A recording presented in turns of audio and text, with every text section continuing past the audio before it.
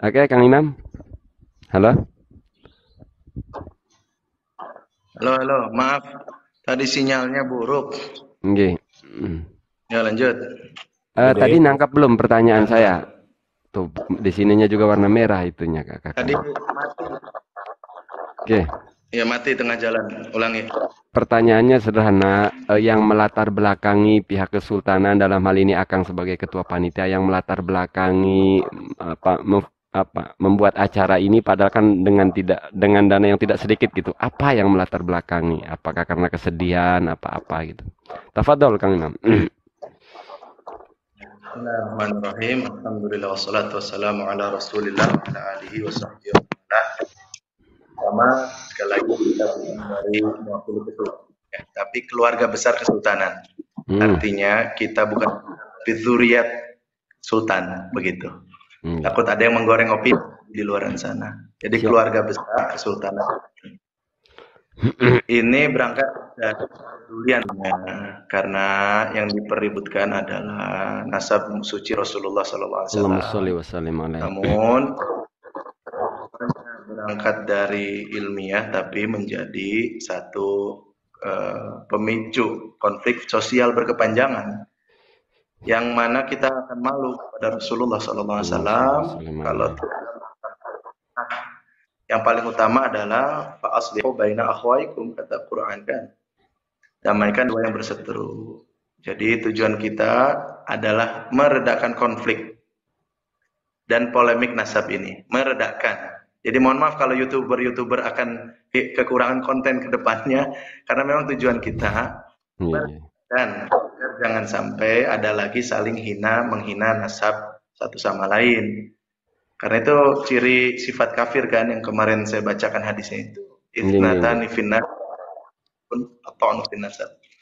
Kalau kitanya saja sebagai katakanlah tokoh yang terus saja tidak menunjukkan adab dalam dialog ilmiah, dalam cakrawala keilmuan, bagaimana muhibin sementara orang awam itu ya umumnya dia mengikuti uswahnya. Iya, Kalau uswahnya menunjukkan kilat adab, maka mereka juga akan tidak mempunyai kontrol. Maka kita akan menunjukkan di Banten ini nanti bagaimana orang yang berseteru dalam tanda kutip ya, ataupun berbeda bisa duduk bersama, disaksikan oleh umat sedunia, bisa kita duduk bersama bersilaturahim dan kita bisa berdialog berhadap-hadapan secara ilmiah. Tidak iya. hanya yang satu berbicara di medsos, yang ini berbicara di medsos, yang satu membuat narasi, yang satu membuat opini sehingga menjadi konflik. Tidak mau umat ini pecah. Panjang jadinya nih, minta maaf ya. Nggih, jadi yang melatar belakangi adalah kepedulian terhadap umat berarti ya, Kang itu bagus. Dan rasa malu kepada Rasulullah Sallallahu Alaihi Wasallam. Allahumma sholli wa sallim alaih. Hmm. Jadi dalam hal ini Akang sebagai panitia beserta keluarga besar keluarga kesultanan dalam hal ini tidak tendensi secara golongan ataupun secara pribadi ya, tidak ada tendensi sama sekali. Sama sekali tidak ada. Secara nasab kita ini Wali Songo. Nggih. Itu tidak menjadikan kita berpihak kepada orang-orang yang menyerang habaib secara frontal, mengatasnamakan Wali Songo. Ataupun sebaliknya, kita menjadi underbow-nya habaib untuk menyerang saudara sendiri sesama Turret Wali Songo. Lah, hayhata, hayhata. Nggih, nggih. Itu bukan itu. Berarti Karena Allah berarti dalam konteks ini Akang merasa keberatan ketika nama Dzurriyyah Wali Songo dipakai untuk menghantam para habaib. Berarti bisa dibilang keberatan, Kakang. sangat keberatan. Oke. Bayangkan kalau kita sudah wafat, kemudian bertemu leluhur kita, atau bayangkan saja kalau Wali Songo hidup lah, kira-kira mereka senang tidak melihat kita seperti ini, bangga tidak melihat anak cucunya seperti ini. Kalau ilmiah, murni ilmiah tanpa tendensi menjatuhkan yang lain, menghinakan yang lain, merendahkan yang lain, kajian ilmiah, ahlan. Nggih, Semua nggih. orang juga, karena al-haqqu min rabbikum, kebenaran itu dari milik Allah mutlak. Ketika ada yang benarnya dari sisi Ki Imaduddin, kita dukung. Ketika yang benar ada di sisi Habib Hanif Alatas, kita dukung. Kita ini mengikuti kebenaran, bukan mengikuti figur. Figur itu tidak maksum kecuali Rasulullah. Bisa salah, bisa benar. Kalau kebenaran mutlak dan absolut, karena itu sifat Allah, yaitu al-haq. Jadi mengingatkan juga di surat Al-Maidah 5 ayat 8 itu, wala yajrimannakum syana'anu qaumin ala an ta'dilu. Itu jangan sampai karena kebencian kita kepada satu kaum kita tidak adil. Kelihatan jeleknya, yang bagus-bagusnya tidak diakui. Tapi kalau kita senang ke satu kaum, aja yang diungkit, jeleknya nggak diungkit. Berarti Kang, dalam konteks ini sikap tidak adil ya. Jadi dalam konteks gaduh nasab ini sikap tidak adil. Saya pengen dengar dari Habib Idrus nanti jawabannya, dan dari Kang Tubagus Imam. Dalam konteks gaduh nasab, salah satu contoh sikap tidak adil itu seperti bagaimana menurut perspektif Kang Imam? Tafadhol.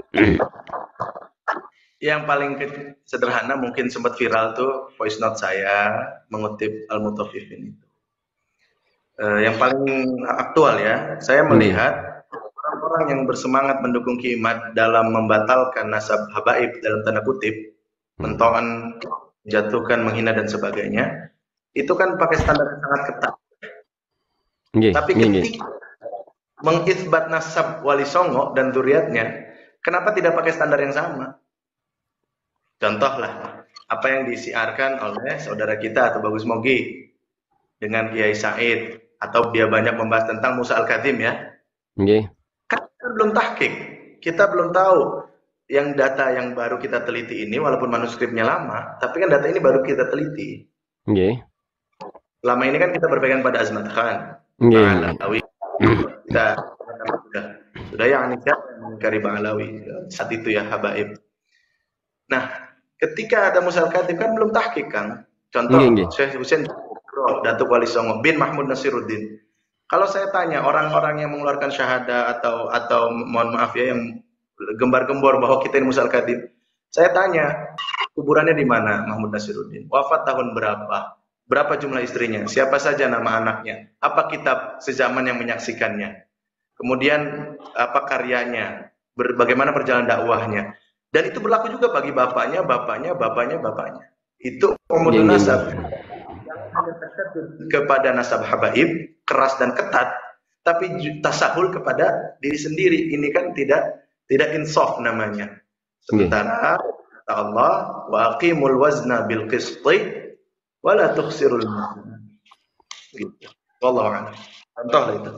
Oke, salah satu bentuk ketidakadilan menurut Kang Imam dari sisi itu ya. Saya pun kayaknya agak sepakat ini. Cuma barangkali Habib Idrus punya pandangan yang berbeda dalam gaduh nasab ini. Apa yang menurut Habib Idrus dianggap pemikirankah, sikapkah yang tidak adil? Terserah mau di pihak Wali Songo atau mau di pihak habaib.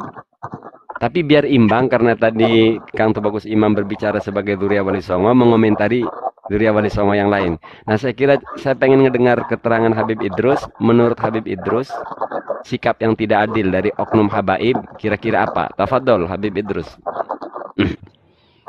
Assalamualaikum warahmatullahi wabarakatuh. Waalaikumsalam warahmatullahi wabarakatuh. Jadi sebenarnya kalau kita bicara masalah nasab ini kan konteksnya adil nggak adil ini ya?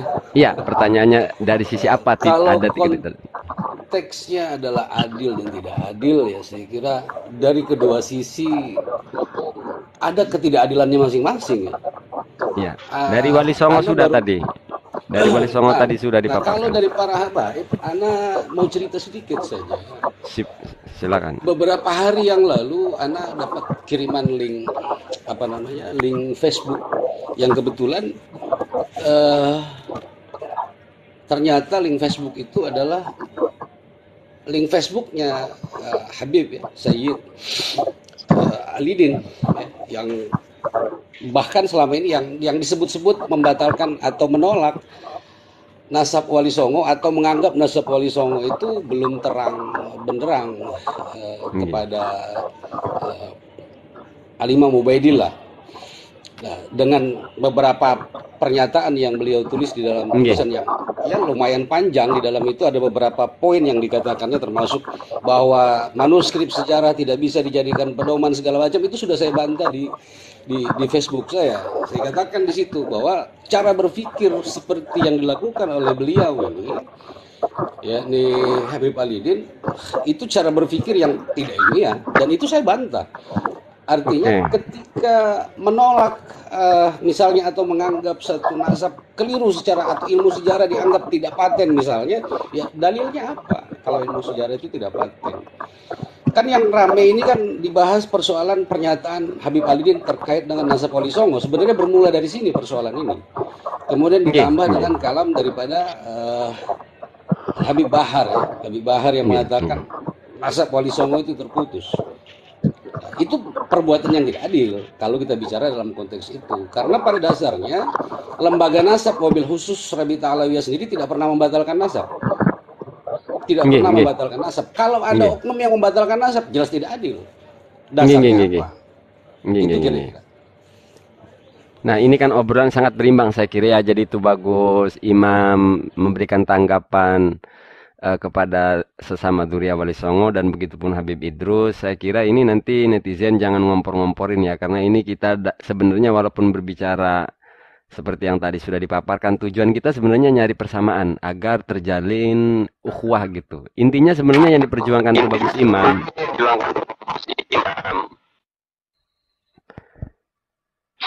dalam hal ini keluarga besar Kesultanan Banten ingin menjalin ukhuwah itu gitu, Bib. Nah, atas apa ya, hal yang melatar belakangi pihak kesultanan. Bu, siapa nih yang suaranya mantul ini? Menurut Habib Idrus, atas siapa nih? Bu, suaranya gerusuk. Mungkin bisa mute dulu kali. Udah. Oh ya. Menurut Habib Idrus, atas sikap yang diambil oleh keluarga besar Kesultanan Banten mempertemukan kedua kubu ini, menurut jenengan bagaimana Habib Idrus? Apakah mendukung, apakah mempertanyakan, apakah tidak setuju? Tafadhol Habib Idrus. Menurut Anda, Masya Allah ya, upaya yang dilakukan Kesultanan Banten, Masya Allah. Dan memang seharusnya begitu. Kata Sayyidina Ali itu pernah bilang begini, kalau ada dua orang yang berbeda pendapat, benturkan supaya apa? Supaya timbul kebenaran yang sejati.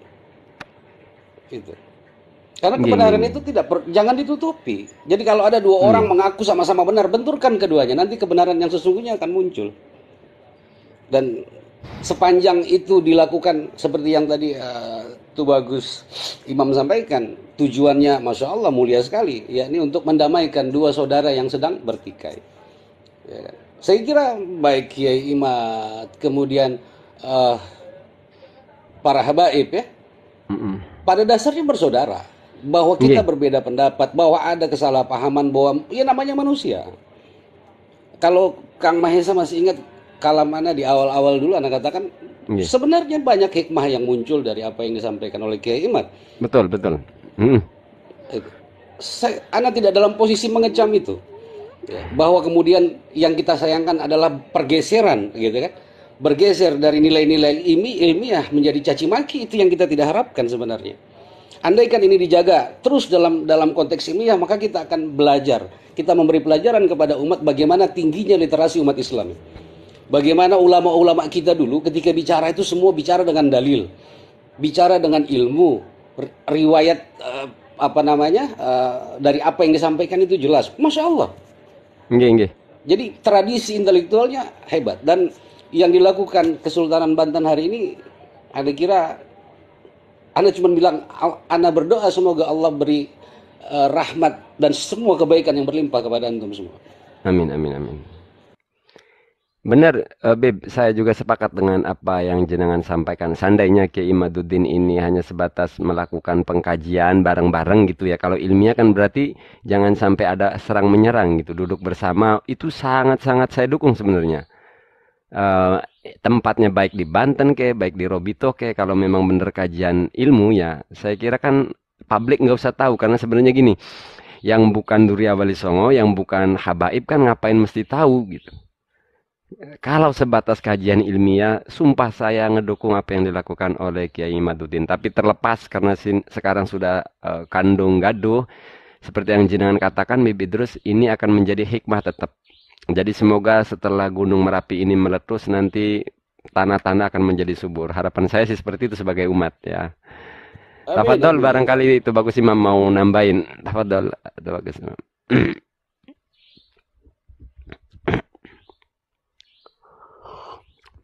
Kang tuh bagus, dibuka dulu. Mic-nya dibuka dulu. Mohon maaf netizen, beliau ini baru kali main TikTok ya. Demi umat ini. Betul manfaat ya. Ya, jadi saya pertama mengapresiasi Habib Idrus. Apa tuh bagus Idrus ini? Apa saja? Kiai aja, Kiai Idrus saja. Apa saja? Oh, ya, Biar Masya lebih Allah. Jangan. Kiai Idrus. Lebih membudaya, Panggil lebih nusantara. kalau kata William Shakespeare itu dipanggil disebut apapun ia sekuntum melati tetap harum baunya. Asik betul. Asal jangan dipanggil Neng ya, bahaya. Saya datang ke Robitoh itu, orang kira saya Habib. Satpam, itu kan terus saksinya tuh. Pada cium tangan, bib. Kata saya bukan Habib. Terus gitu. Jadi gini, Kang Mahesa, saya apresiasi sekali oleh yang disampaikan Habib Idrus. Malam ini kan baik Duriyat Wali Songo ataupun Duriyat Habaib atau Ba'alawi ini melakukan otokritik ya. Otokritik. Dan tradisi ini harusnya dijaga. Sebenarnya kan begini, ulama itu sudah memberi resep untuk kita bisa menjaga persatuan dan bermuamalah, yaitu tasyadud pada diri sendiri dan tasahul kepada orang lain. Dalam fikih. Betul. Dalam fikih kan begitu. Betul. Kalau kamu dirimu tasyadud karena untuk warok. Tapi kepada orang lain kamu harus tasahul, yassiru wala tu'assiru. Betul. Saya sampaikan kepada Kiai Imad waktu jumpa kemarin dan mengundang tentang al-khata'u fil 'udhur khairu minal khata'u fit tahakkum awil 'uqubah. Nah, jadi gini. Saya sudah berkoresponden dengan hampir 100% narasumber. Hanya 2 yang belum konfirmasi kehadiran. Jadi 90% narasumber yang berjumlah 30 orang itu insya Allah hadir. Alhamdulillahirrahmanirrahim. Adalah Asia Tenggara. Karena tujuan kita ini, pertama islah tadi sudah saya sampaikan landasannya. Yang kedua adalah kita akan melakukan kesepakatan bersama. Semoga Robitoh betul-betul hadir ya. Dalam hal ini Maktab Daimi atau Habib Taufik yang mewakilinya. Karena Habib Hanif insya Allah datang, Rumail Abbas insya Allah datang. Alhamdulillah. Orang-orang yang kontra dengan Kiai insya Allah sudah konfirmasi. Orang-orang itu sudah konfirmasi, yaitu Ya Ilzam, kemudian Ya Hanan, dan lain-lainnya lah. Ya, termasuk Dr. Manakhim Ali juga alhamdulillah saya taruh di tengah ini ya. Beliau kan tidak memihak sana sini. Sudah insyaallah konfirmasi dan banyak sekali yang sudah terkonfirmasi hadir insyaallah. Jadi yang kedua itu akan kita lakukan kesepakatan bersama ditandatangani oleh pihak Rabithah sebagai lembaga daripada Habaib ataupun Songo bisa oleh keseluruhan perwakilan salat Dzurriyyat Wali Songo atau setiap Dzurriyyat Wali Songo dari 9 sunan itu tanda tangan atau mungkin Na'at Naqabah Ansab Is'ah yang menandatangani dengan ketentuan ini. Tidak boleh mulai detik ini saling menghina nasab satu sama lain. Tidak boleh. Jangan lagi yang satu meyahudikan saudara, yang satu menganggap terputus palsu, pengen jadi Habib dan sebagainya. Yang kedua, poinnya adalah jika ada pengikutnya atau muhibbinnya yang melanggar kesepakatan ini, Kalau disebut sulhu Hudaybiyah terlalu berat ya. Nggih. Jadi kita sebut sulhu Bantaniyah. Ya. Sulhul Bantaniyah. Itu tidak mereka wajib menegur dan seperti habaib kan ada Habib Abu Bakar Al-Idrus menegur secara terus terang tuh, ingatkan habaib-habaib yang dalam tanda kutip ya. Atau dari sisi kemarin Kiai Tubagus Fatul Latif Khatib, orang tua kami, menegur secara langsung, dibendakerepkan, videonya viral juga itu. Dan lain-lain. Sifat insaf yang ketiga nanti Kang Maeza. Jangan kaget teman-teman, kita tidak akan melakukan isbat apapun. Setelah hasil dari 3 hari itu, tidak akan ada isbat hasil nasab Ba'alawi terputus atau tersambung, tidak.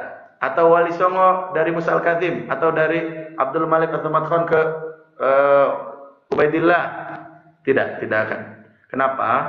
Karena justru yang ketiga ini, dari situ kita akan membentuk tim skala untuk melakukan penelusuran secara ilmiah dan menyeluruh. Jadi kalau ada katanya data di Uzbek, kita ke Uzbekistan. Kita lihat makamnya, kitabnya, manuskripnya, nakobahnya. Katanya di Pakistan, di India, di Irak, begitu kita akan tembus semua jalur itu. Agar ke generasi ke depan tidak mengalami lagi fitnah dan polemik yang sama.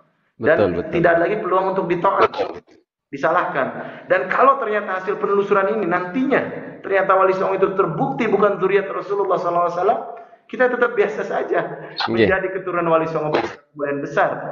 Walaupun semua data Wali Songo itu zuriat Rasulullah SAW, baik yang ke Musa Al-Kadzim karena manuskripnya juga banyak, ataupun yang ke Dhamat Khan, walaupun sekarang serang diserang status Bani Alawi ini atau Ba'alawi Yaman. Jadi 3 poin itu ya, islah, kesepakatan bersama. Ketiga, pembentukan panitia. Nanti juga hadir dari Malaysia, dari Patani Thailand, insya Allah juga dari Sulu, Kesultanan Filipina. Pokoknya semua negara yang berintisab nasab kepada Maulana Hussein Jumadil Kubro, itu kita hadirkan. Karena jangan sampai begini, kita sudah itsbat secara nasional, terburu-buru nih ya, misalkan. Oke, Zuriat Wali Songo mengatakan Wali Songo jalur ke sini. Katakan Musa Al-Kadzim. Ternyata di Sulu, di Patani, di Kelantan, Malaysia, di Patani, Thailand, Selatan, ada manuskrip-manuskrip yang berbeda. Itu kan PR lagi nanti. Kenapa? Karena Jumadil Kubro bukan hanya Datuk Wali Songo. Datuk semua. Begitu. Terus yang gitu nanti, Kang, yang nanti di acara di Banten itu, apakah pemateri itu harus zuriat Wali Songo dan harus Ba'alawi? Pematerinya nanti, apakah ada keharusan seperti itu?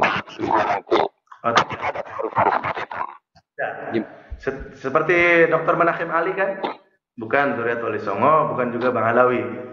Tapi kita undang karena punya kapasitas.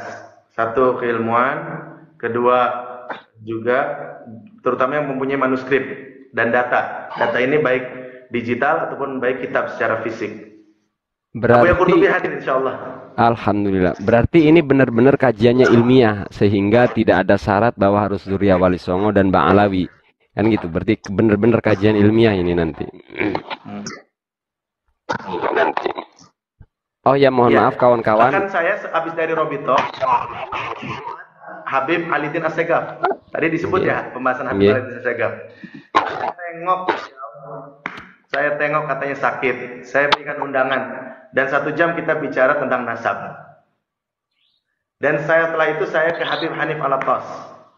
Sebelumnya saya sudah ke Abu Ya Muhtadi Cidahu, saya sudah ke Abu Ya Qurtubi, sudah ke Kiai Haji Ahmaduddin, dan untuk yang jauh-jauh seperti Naat, Kiai Hanan, kemudian Kiai Nur Ihya, koresponden lewat WhatsApp dan mengkonfirmasi akan hadir. Kecuali Kiai Nur Ihya masih izin cuti, masih mengusahakan. Tapi yang lain hadir insyaallah. Walaupun seperti itu Bagus Mogi Nur Fadil, Kiai Imad dan Teku Muda Qori, beliau juga akan hadir insyaallah. Itu akan telat. Katanya ada seminar nasab dulu seminar DNA di hari Sabtunya sampai siang. Jadi kemungkinan baru datang ke Banten Sabtu asar. Tapi nggak masalah karena di susunan acara yang menjadi debat ilmiah itu pada hari Ahadnya, gitu. Kalaupun Sabtu itu hanya diskusi, semua menyampaikan data masing-masing, waktunya 15 sampai 20 menit. Semua hanya menyampaikan data, tidak ada sanggahan, tidak ada bantahan, tidak ada tanggapan. Tapi di hari Ahad, baru pagi itu jam 8.30, Kiai Imad dulu presentasi tesisnya setengah jam. Kemudian Abuya Qurtubi atau dari pihak yang kontra juga setengah jam membantah itu. Baru dari situ nanti 5 orang dari yang pro, 5 orang dari yang kontra. Yang ini dipimpin Kiai Imad, yang ini dipimpin Abuya Qurtubi. Kurang lebih begitu. Atau Habib Hanif Al-Atas. Atau siapapun lah bisa pilih di antara mereka. Nanti berhadapan-hadapan tuh 5 orang ini. Jadi nggak harus narasumber kalau debat. Saya ngambil kias kepada perang Badar tuh. Yang maju kan 3-3 aja wakilnya dulu. Oke. Gitu. Terus itu gini, acaranya. Kang Imam, kan begini. Di dalam acara diskusi itu kan ada orang yang kontra dengan Kiai Imad ini dari Durya Wali Songo juga. Coba di-mute dulu, Kang. Yang kontra dengan Kiai Imad ini kan ada dari pihak Wali Songo juga. Apakah ketika orang yang kontra dengan Kiai Imad ini memberikan materi itu sebagai Dzurriyyah Wali Songo, apakah sebagai murni pemateri, murni orang yang berbeda pendapat dengan Kiai Imad? Itu nanti gimana itu? Misalnya dalam hal ini Buya Qurtubi lah. Nah, Buya Qurtubi ini kan selain orang yang kontra juga dengan Kiai Imad, apakah bicaranya boleh sebagai Dzurriyyah Wali Songo? Atau misal saja Kang Umar lah. Itu gimana? Silakan. Boleh. Jadi bukan, kita tidak membatasi pembicara itu harus Dzurriyyah. Ya, tadi Dr. Menaim Ahli, Teguh Mudaqori. Kalau Kiai Qurtubi karena memang beliau juga nasabnya bersambung ke Syekh Mansur Cikaduan, yang kemarin diketahui orang itu saya kasih ya, Aliuddin itu adalah lakop bagi Ali Daibah, anak laki-laki tertua Syekh Mansur Cikaduan. Dan itu pulang dari Mekah digelari Aliuddin. Makanya yang beliau sebutkan nasabnya di yang viral itu, Aliuddin kan banyak diketahui orang. Karena nama Buyut Mansur Cikaduan itu Aliuddin, adanya Ali Daibah. Karena saya juga dari garis Cikaduan Batu Quran, dari garis ayah. Saya dari Abdurrahman, adiknya Ali Daibah. Nah, kembali, tidak mesti. Misalkan ada habaib dari Ba'alawi yang pro kepada Kiai Imad, duduk di sebelah Kiai Imad, membela tesis Kiai Imad, sah? Oh, boleh. Iya. Soalnya kan gini, seperti tadi yang dipaparkan oleh Kang Tubagus bahwa panitia sebagai Dzurriyyah Wali Songo ini sebagai orang yang ingin mengislah keadaan gitu ya. Maka akhirnya saya bertanya, itu kalau orang yang kontra dengan Kiai Imad statusnya Dzurriyyah Wali Songo, itu ternyata boleh-boleh saja ya, boleh-boleh saja. Menarik ini.